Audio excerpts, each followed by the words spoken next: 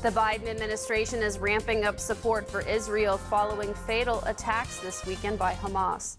Good evening and thank you for joining us. I'm Phyllis Smith. With at least 9 Americans killed by Hamas during its brutal attack on Israel, the U.S. is pledging that it will rapidly provide the Israel Defense Forces with additional equipment and munitions. White House correspondent John Decker has the latest. At least 9 Americans were killed in the brutal attack on Israel by the terrorist group Hamas. In response, the U.S. has moved the aircraft carrier, the Gerald R. Ford, into the eastern Mediterranean. Meanwhile, administration officials are briefing key leaders in Congress about what specific equipment Israel may need, including the Iron Dome air defense system. National Security Council spokesman John Kirby said the U.S. stands with Israel, its most stalwart ally in the Middle East.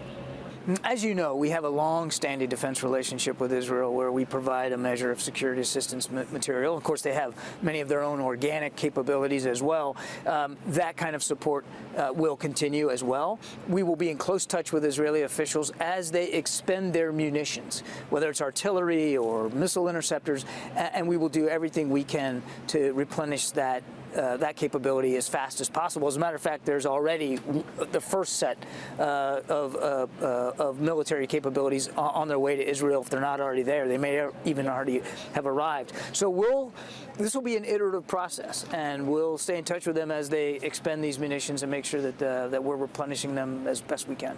Secretary of State Antony Blinken said it is likely that Americans are probably among the hostages held by Hamas inside Gaza. Since Saturday's attack, President Biden has spoken twice with Israeli Prime Minister Benjamin Netanyahu, reiterating that Israel has the right to defend itself and its people. At the White House, I'm John Decker. Turning to the weather, the cold weather continues. Meteorologist Kirk Greenfield joins us now with the first look at your forecast. Kirk? We've got low-hanging clouds and the threat of some showers. You can see it here on our view in Marietta. It looks like it's a bit to the north of Willow Island there as it's raining in that area, but it's moving out. We're looking at the Jan Dills Marietta Skycam atop the Lafayette Hotel. 59 degrees right now, 40, make that 58% relative humidity. The wind's out of the south-southwest at only 3 miles per hour, and the pressure's at 29.75 inches and steady. That's a fairly low value. We do have a frost advisory that runs until Tuesday 9 a.m. That includes Vinton, Athens, and Morgan counties in our viewing area and a lot more of central Ohio. Well, it may mean the end of the growing season for those folks. We'll have to see just how low we go. We're looking at an evening planner that suggests that at 8 o'clock we'll be about 52 and we'll drop to about 46 by midnight. Back to you. Thank you, Kirk. Marietta voters will have 2 mayoral candidates on their ballots on Election Day this November. Incumbent Republican Mayor Josh Schlicker is seeking re-election following his first term that began in 2020. Running against Schlicker is independent candidate Ann Labus. Schlicker says he accomplished a lot during his first term, from starting the all-out rollout program to clean up the city to bringing in more grant money to fund city programs. Schlicker says he wants to continue that work into a second term. Ann Labus says she would want to see some changes in the city's government, including more government transparency. In addition to Schlicker and Labus, Ari Gold is seeking the position of Marietta mayor as a write-in candidate on the November 7th general election. Tomorrow is the last day to register to vote, with early voting starting on Wednesday. We'll hear from both Mayor Schlicker and Ann Labus at 10 and 11. A man from Wood County was arrested after a traffic stop. A deputy with the Wood County Sheriff's Office tried to pull a car over for traffic violations. According to the Sheriff's Office, the front seat passenger in the car was identified as Mark Ramsey. He had an active arrest warrant for violating his parole. The deputy found more than 30 grams of suspected meth and nearly 60 grams of suspected heroin in the car. Ramsey was arrested for 2 counts of possession with intent to deliver a controlled substance. He was arrested on a Saturday, October 7th. Members of the Honoring Indigenous People team met in Marietta today to promote Indigenous People Day. Several local residents with Indigenous heritage gathered in front of the First Unitarian Universalist Society of Marietta. The group's main goal is to spread awareness about the area's Indigenous history. They also seek to help tribes that are not recognized by the federal government gain that recognition. Hoping to continue this celebration for years to come, Laura Serna Maytorena explained why Indigenous history is so important to this region.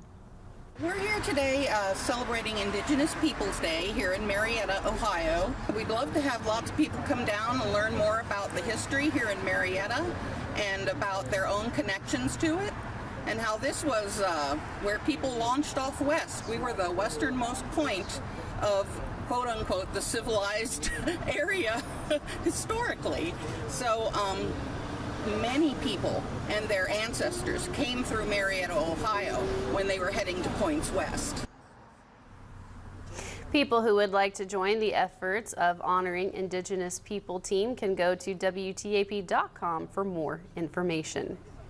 The Wood County Library is changing its policy for how books in its collection can be challenged by members of the public. Wood County Library Director Brian Rates says going forward, only active library card holders can submit challenges. Challenges will be limited to 2 titles at a time per person, with the challenges submitted separately. He says the change follows a nationwide spike in challenges and book bans in libraries and schools across the nation. Over 2,500 unique titles were challenged last year, according to the American Library Association. Rates says many of the challenges across the country come from organized groups who challenge dozens of books at a time at libraries they don't patronize. He says the policy change is meant to prevent that from happening in this community. We want this to be a collection that reflects the community and those who use it, not somebody outside the community or somebody that doesn't even use the library comes in here and starts challenging materials. He says going forward, the library will also announce when books receive challenges so members of the public are aware and can give input. The shelter manager at Latrobe Street Mission has found a way to unite all nonprofits throughout the Mid-Ohio Valley. Anna Dobbins created something as simple as a Microsoft Teams server to allow different nonprofits to share their other resources with each other. Dobbins believes that this will not only help the people they are serving, but also benefit the nonprofits in need of resources. At the end of the day, Dobbins' goal is to create a better and more efficient community for all. My end goal is, instead of 50 different nonprofits pulling resources that we don't need from our community, instead of sharing as nonprofits what we have, we could serve our community that we have, our clients that we have, so much better. For more information on how to join the server, you can head over to WTAP.com.